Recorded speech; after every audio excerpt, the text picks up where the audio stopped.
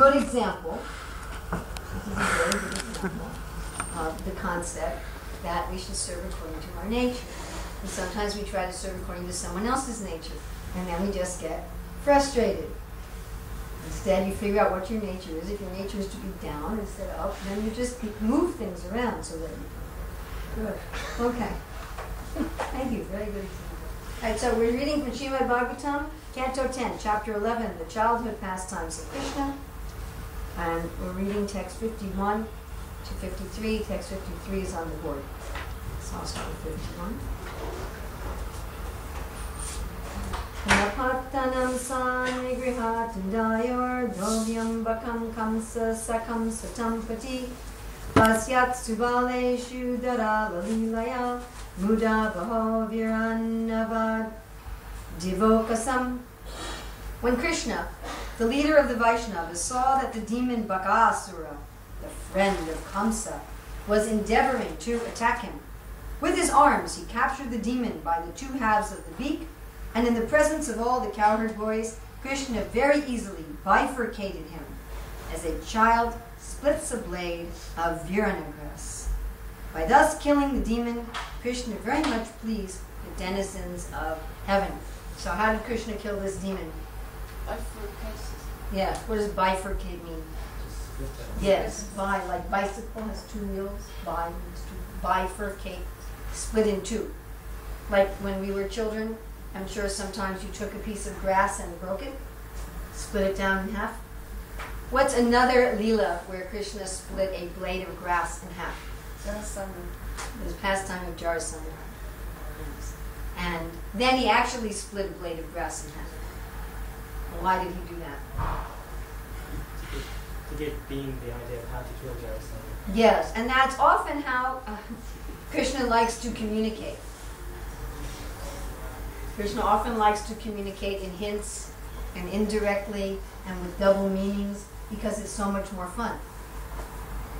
Isn't it fun when you have a friend that you can communicate with indirectly and they understand you? You feel like we're on the same wavelength. So Krishna really enjoys that. Which means that that's often how Krishna is going to communicate with us too. Okay, text 52.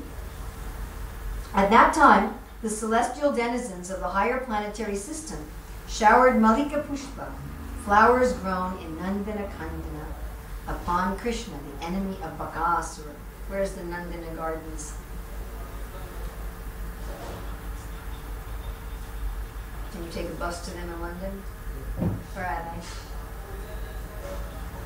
No? They're on Indra's planet. So we hear that the standard of sense pleasure on Indra's planet is thousands of times greater than here. So whatever beauty we have in our flowers, whatever fragrance we have in our flowers, nowadays, like this rose has no smell at all. Nowadays they grow roses for appearance rather than for fragrance. I suppose sometimes they grow roses for fragrance, but generally for appearance. So on the heavenly planets, the roses are 1,000 times more beautiful and 1,000 times more fragrant. And said that the denizens of heaven, their own bodies spread perfume for 80 miles around. So first of all, our bodies don't spread any kind of perfume. They spread a bad odor. And even the worst smelling person only perfumes maybe a room. So their scent spreads out for 80 miles. And they're very fragrant. So these were the kind of flowers that were offered to Krishna. Although Krishna was on the earth planet, these are the flowers showered from. And actually, I know in one temple, there's one pujari whose standard is fragrance in flowers. That's actually the injunction. It's one of the offenses to offer flowers without fragrance. Of course, very difficult.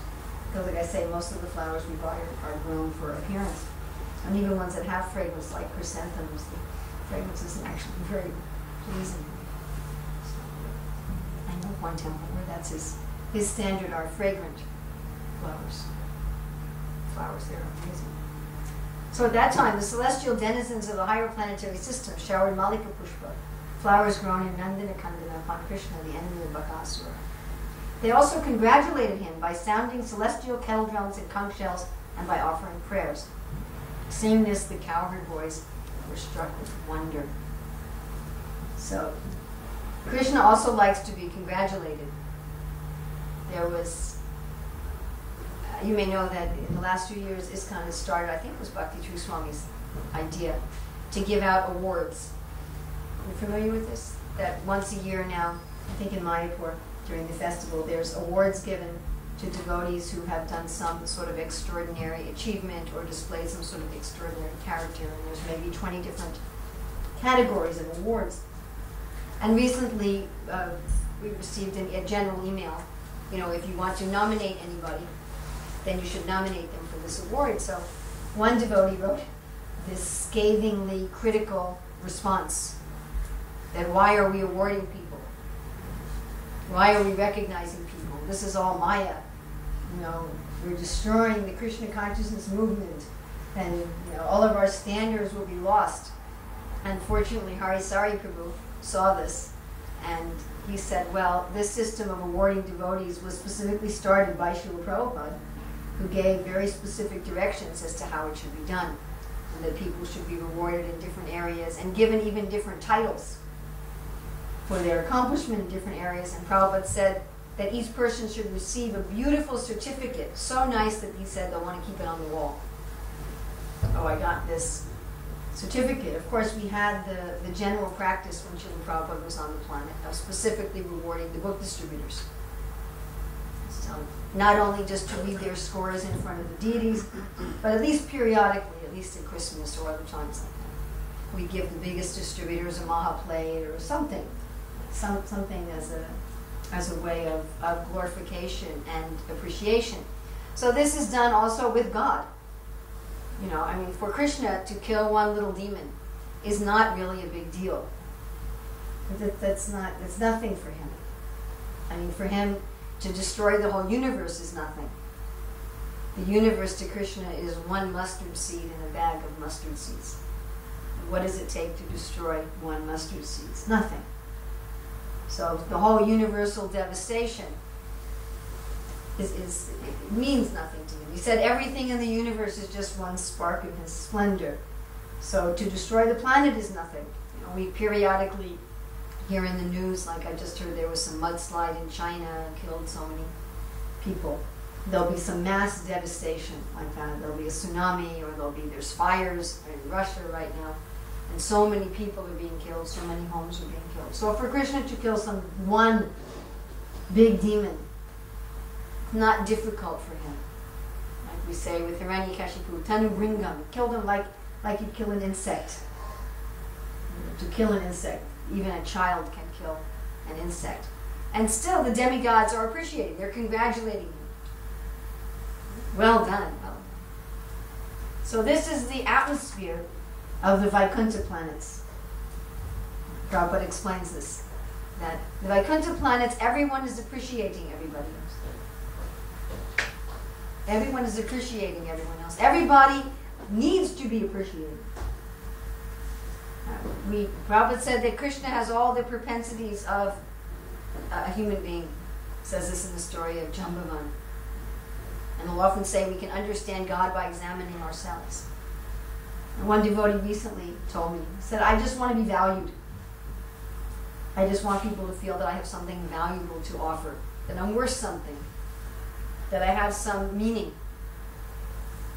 So this is the essential feature of the Vaikuntha world, that everyone is appreciating. So this is if we want to create a little embassy of Vaikuntha, this is one of the most essential features. And we find this with Krishna and the cowherd boys too. The cowherd boys are saying to Krishna, well done, well done. And Krishna's looking at the cowherd boys, well done, well done. He says, oh, you're dancing and singing very nicely today. So Krishna likes to appreciate his devotees. The devotees like to appreciate Krishna. The devotees like to appreciate each other. So they have a competition for pleasing Krishna. They definitely have a competitive spirit. Oh, you please Krishna so nicely. But they're not envious. Wow, that person has done so much wonderful service for Krishna. Maybe I can also do some wonderful service for Krishna.